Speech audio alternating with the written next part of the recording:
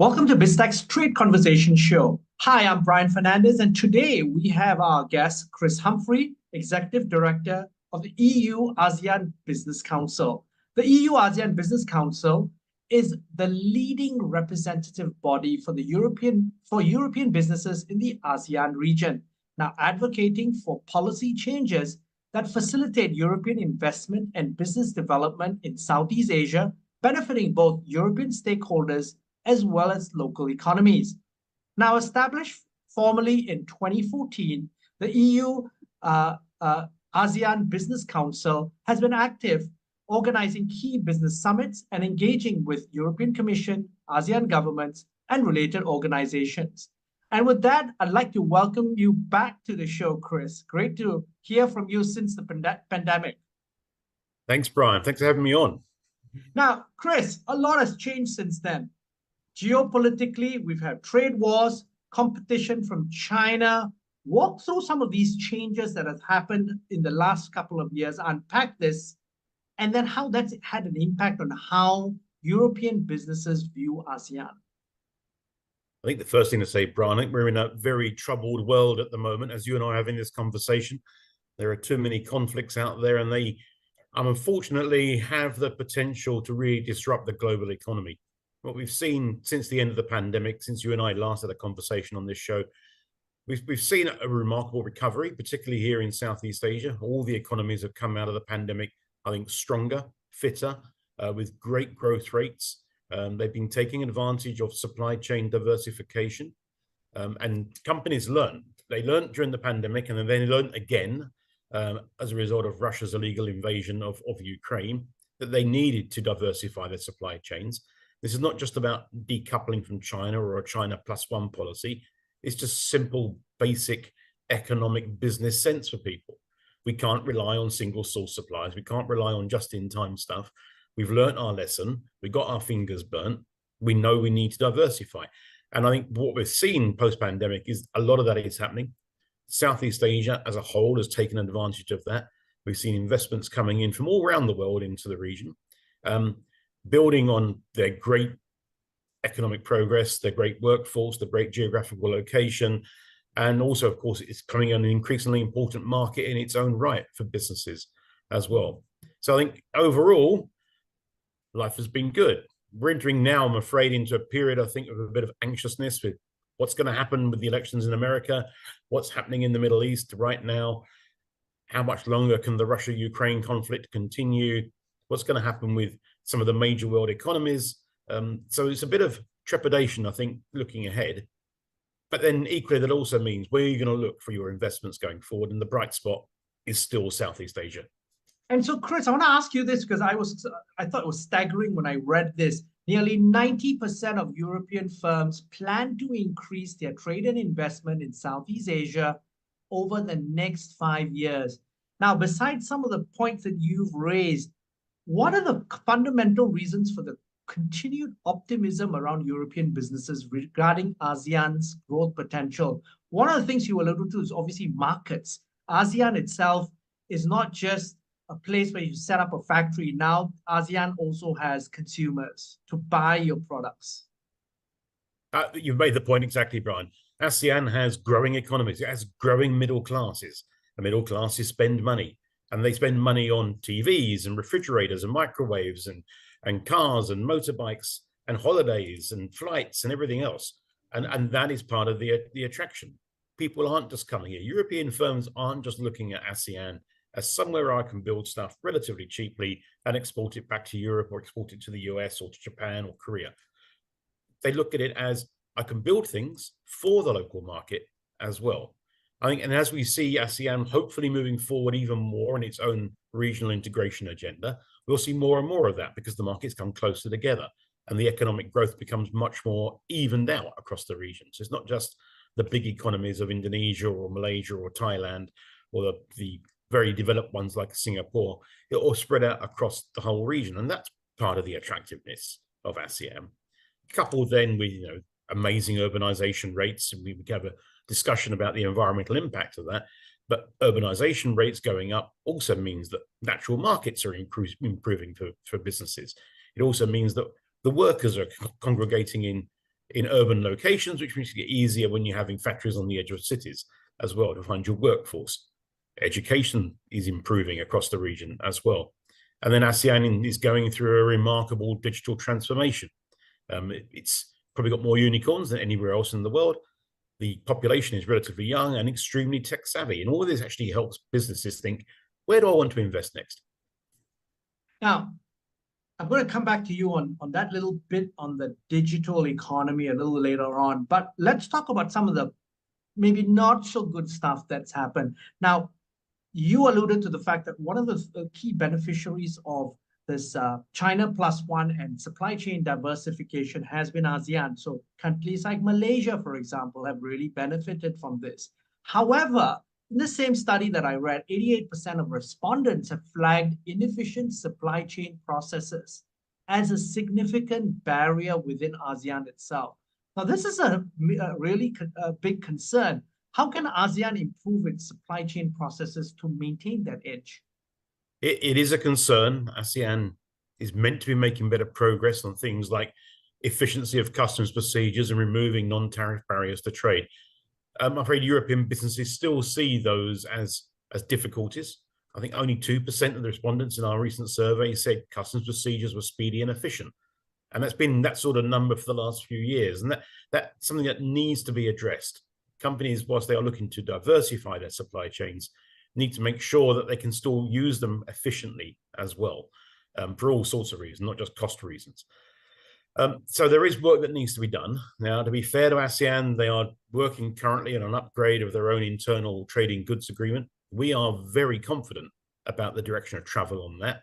It is, I think, going to be groundbreaking. It will be a serious upgrade on where we currently are. That will hopefully tackle things like easing the customs procedures, driving more paperless trade. It will help, I hope, eliminate some of the worst, the barriers to trade that we see in the region, and will drive a lot more harmonization of standards, which is the bit that really does need to be tackled. So we have some confidence that things will get a bit better, but we need to start seeing it on the ground. And that has been some of the problem for European businesses. That said, it's not held back our investments. So investments last year were just shy of $30 billion coming into Southeast Asia. It's been $100 billion since the end of the pandemic. So we still have faith, we're still investing. But the question for us, I think, the question for me at the council really is, could those numbers be even better if we could just move on some of those barriers to trade? Okay, break it down for us for the benefit of the audience. That 30 billion since the where is that going to? Which markets and what sectors? Well, the darling for most European businesses has been Vietnam in recent times, largely on the back of the Europe-Vietnam free trade agreement and the fact that Vietnam's in so many other trade agreements. That makes it a very attractive country. Once you navigate through the initial bureaucracy and you're in and you're established, it's a great place to be doing business from. I think increasingly we are seeing other markets look more and more attractive. Malaysia certainly has been picking up in recent times. Indonesia is always one that is of big interest, but there are issues to be faced there, and hopefully we can conclude the comprehensive economic partnership between Indonesia and Europe, and that will hopefully ease life further.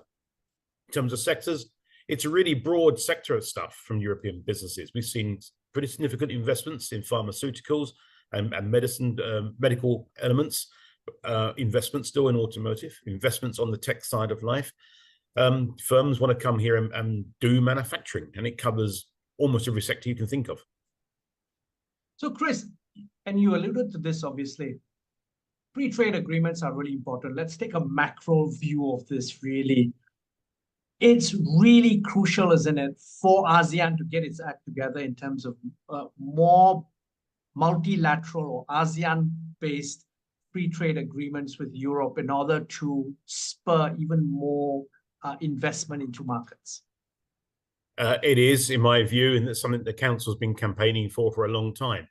I would say right now we are at the highest level of engagement between the European Commission and ASEAN member states on trade and investment issues. So beyond the signed FTAs with Singapore and Vietnam, we have a new digital trade agreement with Singapore, which was concluded a month or so ago. We have ongoing negotiations with Indonesia, with Thailand, and very shortly with the Philippines. I think they commence actually this week with the Philippines. So that's excellent news. there's a whole raft of preferential trade agreements in place with other countries in the region. And now there is work ongoing to start thinking about at least some more engagement on a region-to-region basis on the digital side of life. So we're in the best place that I've known since I've been doing this job, and that's been a decade now. I'm much older than I look on your screen. We would like a bit more pace to them. I'm pretty confident actually Thailand and the Philippines will move pretty fast. Indonesia is in a tricky zone. It's in the end game. And the end game, of course, is always the hardest bit in negotiations. You agree the easy stuff at the front end. At the end, you have some more of the tricky stuff. I've said this before, I think, on your show, there have been issues between Europe and Southeast Asia on a number of things. The European Green Deal is prominent. The palm oil dispute previously has been an issue. I think we're working through those as fast as we can. The announcement coming out this week from the European Commission that they're going to delay the implementation of the deforestation regulation will be welcome news in this part of the world. And that will ease some of the political tensions between the two blocs. And really, how is that? And so following on to that, Malaysia takes over as ASEAN chair next year in 2025. What sort of shifts are you seeing in terms of how the pace of engagement will change, with Malaysia particularly pushing a lot of key agenda items, especially in terms of increased investment in the digital economy? We're actually very excited about Malaysia's chairmanship of ASEAN for next year. They're a heavyweight in the region. They're a country which has always been very pro-driving more integration in Southeast Asia, and I think we'll see more of that next year. During their chairmanship, we should see the conclusion of the ASEAN Trade in Goods Agreement, and we should see a lot of advances on ASEAN's Digital Economy Framework Agreement. Don't think it'll be concluded, but it will be substantially completed, I hope, next year. And that is a very key agreement for all businesses, because it will cover all aspects of digital trade. It will cover data flows and data governance and cross-border payments. It will cover software downloads, for instance. It will cover e-commerce, and e-commerce is a growing business in this part of the world. It will hopefully cover things like digital talent and mobility as well. So it's going to be a crucial and indeed groundbreaking agreement for the region. And I think Malaysia will drive that forward. Malaysia, of course, has been doing a remarkable job, I think, over the last 12 to 18 months of promoting itself, and in doing so, promoting ASEAN as well. Now, Chris, we always think of investment traditionally, again, you and I and a similar age group, traditionally, it's been more EU investing into ASEAN. But those investment flows have also changed quite a bit. There are ASEAN businesses investing in the EU quite substantially now. Where are those flows going to within the EU itself? A lot of it is going into retail. I must say, I'm currently talking to you now from Bangkok, and the Central Group are quite major investors in Europe in terms of the retail sector. You've had people like Sandabi from Malaysia making investments in Europe as well, in property and agriculture. So you are seeing it coming through. The flows, I think, are still on FDI, are still very heavily weighted, with European investments coming into ASEAN as opposed to ASEAN investments going the other way. But you're seeing more of a balance. And in terms of where they're heading to in Europe, well, the UK has always been a market they look to, but France, Germany in particular, the Netherlands as well. So the central powerhouses, the stronger economies in the EU are the ones that have been attracting those investments coming in from Southeast Asia.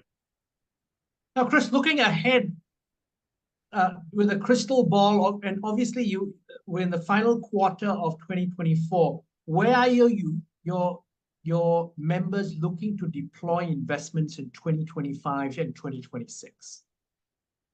That is a crystal ball, and I don't want to preempt any announcements that may come out from our members, but I think you're going to see, on the back of perhaps those discussions we talked about just now with Europe, you'll see the Philippines becoming more and more attractive. We've got an administration there which is very, very open, very forward-looking. Thailand will always be of interest simply because of its location, and there's a strong European presence in Thailand already. I think Malaysia is one that's going to really take off, and I must say, I think the team at MITI in Malaysia, led by Minister Zafrul, have been doing a remarkable job of promoting Malaysia. particularly in the tech sector and for semiconductor investments. It's becoming a key market because it has lots of advantages. Let's be honest. You've got people, you've got land, you've got pretty good infrastructure, and you've got a lower price point than some of the other countries in the region as well. So everything's looking rosy, I think, for them. Indonesia is the one which really should be attracting a lot more investment from Europe than it has been. We'll have to wait and see what the new Prabowo administration looks like when it takes office later this month, and how welcoming they're going to be. I think we're all watching that. I'm not expecting great changes in economic policy, at least not initially, from them. If they can make moves on lightening local content requirements and the non-automatic import licenses, I think you'll see a lot more investment flows heading towards Indonesia as well. Chris, it's been a great conversation. Thank you very much for coming on the show and giving us this update. But before we leave, any final thoughts you'd like to leave the audience with? Yeah, I think my final thought really would be, Southeast Asia. I'm a big, passionate fan of ASEAN, so I may be slightly biased, but it is a region which I think has enormous growth potential, and European businesses and my body, the work company, the council I work for, want to really work with Southeast Asia and help make sure it sees its full potential going forward. Chris, thank you very much for taking your time to be on the show. It's been a pleasure. We've been speaking to Chris Humphrey. He's the Executive Director of the EU-ASEAN Business Council. I'm Brian Fernandez, and you've been watching and listening to BizTech's Trade Conversation Show. This interview will be on our website, www.biztech.asia, as well as our syndication partners, TV stations, radio stations, and websites. Thanks a lot for tuning in.